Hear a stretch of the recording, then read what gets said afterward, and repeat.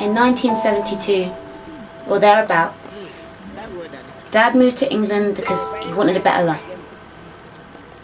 In 1975, my mother followed suit, except that she moved to England for a different reason. To put it simply, 3 years previously, she'd stupidly fallen in love. The things we do for a heart that still beats. My mum stepped off the plane, she told me, and she was scared. Ijoma, she whispered. Safe journey. She said she'd never felt so cold, but she was wearing a pink dress and it was the 70s. And one of the things she dreamt of when her and her 7 siblings fought over the last piece of meat at the bottom of the egusi soup pot. She stepped off that plane with a suitcase with dreams bursting from the seams and wearing a pink dress with flowers on that didn't quite fit right. But it made her think that she might be happier one day. And she doesn't know if she's ever seen her breath in front of her face like that, so she holds it, because she doesn't like the way it looks like a ghost. I love you. Love you too. And so for a moment, the only reason she knows she's still there is she puts her hand to her chest and feels that she's got a heart that still beats. They talk about the American dream, but my mum had an English one. Sounded pretty nice, to be fair. Didn't really sound like she wanted to take over the country or demand rights she didn't deserve, or burn the Union Jack, or steal jobs from babies or John or whoever it's meant to be, or rape our women and our men at the same time, or generally make the place look untidy. It didn't ring in my ears like that. Her dream.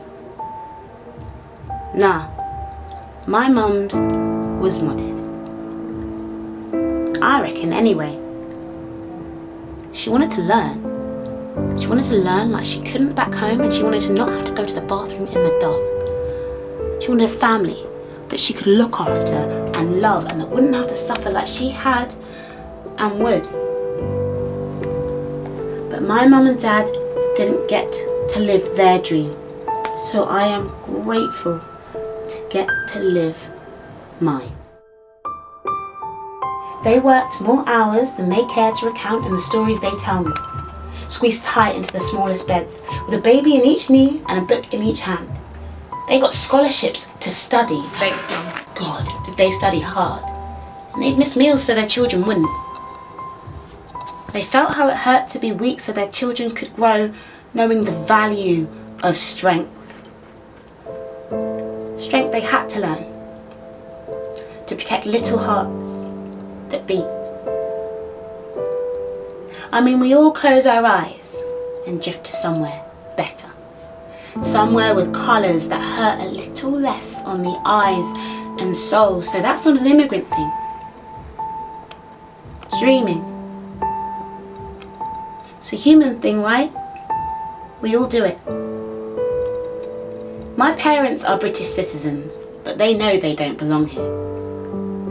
I was born here, but people tell me to go home, but that doesn't matter. It doesn't matter because when they say go home, my mum closes her eyes and smiles in that way that she does and says, one day, my friend, I will. But then, these people that we see on the news, these people that aren't standing outside a plane in a pink dress with white flowers on, that means that one day they might be happier, but are running, swimming, screaming and bleeding their ways to survival, can't dream of going home when people tell them to. They can't go home. And every new door they try to walk through gets slammed shut and bolted, and all I can see is pictures of them holding each other's heads so tight to their chests. And I think, you know what? I don't blame them for checking. If I were them, I'd be listening too.